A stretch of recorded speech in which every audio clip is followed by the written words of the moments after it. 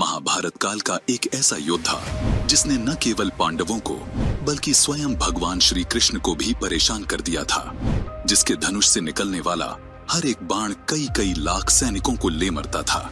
जी हाँ, हम बात कर रहे हैं अश्वत्थामा की, जिसे भगवान श्री कृष्ण ने अमृता का श्राप दे दिया था।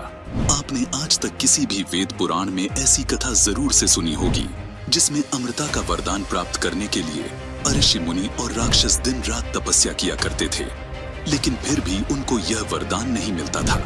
लेकिन महाभारत काल के इस योद्धा के लिए यह वरदान शार्प में परिवर्तित हो गया। आखिर ऐसा क्यों हुआ और क्या है इसके पीछे की पूरी कहानी? हाल ही में आई फिल्म कल्कि, जिसमें अश्वत्थामा की मणि को लेकर कई तरह के सवाल है, जैसे कि अश्वत्थामा की मणि कितनी शक्तिशाली है, अश्वत्थामा को यह मणि किसने दी, और आखिर क्या है अश्वत्थामा की इस मणि का रहस्य।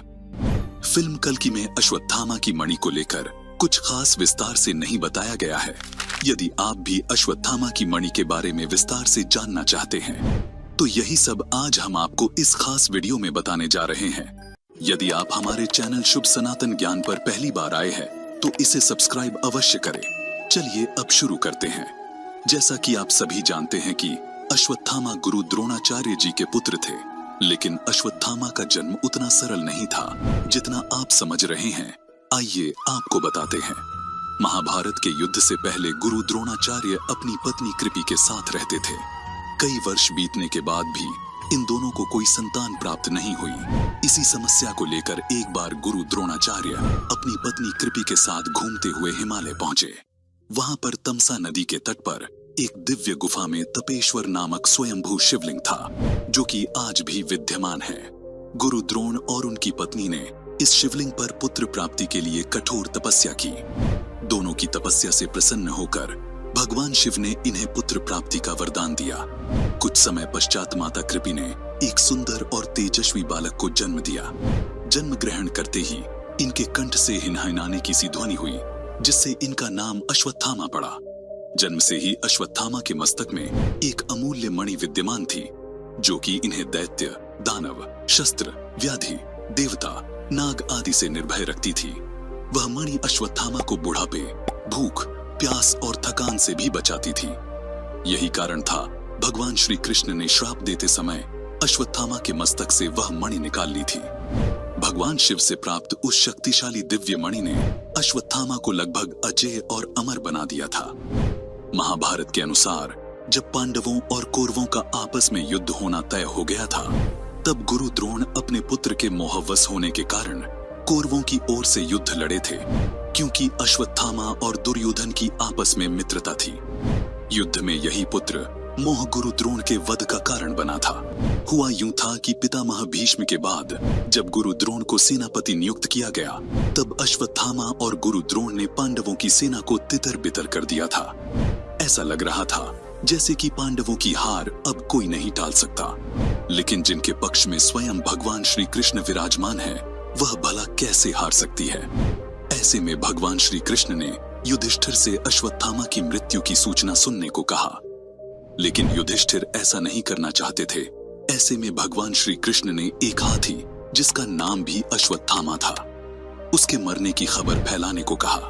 गुरु द्रोण ने जब अश्वत्थामा की मृत्यु की खबर सुनी तो उन्होंने अपने पुत्र के बारे में ही सोचा और अपने अस्त्र शस्त्र छोड़कर युद्ध के बीच में नीचे धरती पर घुटनों के बल जोर जोर से रोने लगे।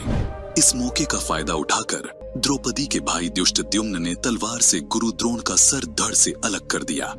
इसके बाद दुर्योधन की भी जंघा पिटकर उसका वध कर दिया गया। अपने पिता और अपने मित्र की ऐसी दशा देखकर अश्वत्थामा को बहुत क्रोध आया और रात के समय जब सभी सो रहे थे, तब पांडवों के शिविर में जाकर पांचों पांडवों का वध कर दिया। दरअसल वह पांचों द्रौपदी के पुत्र थे। इसके बाद अर्जुन ने अश्वत्थामा के वध करने की प्रतिज्ञा ली। ऐसा अपराध करने के बाद अश्वत्थामा भागने लगा।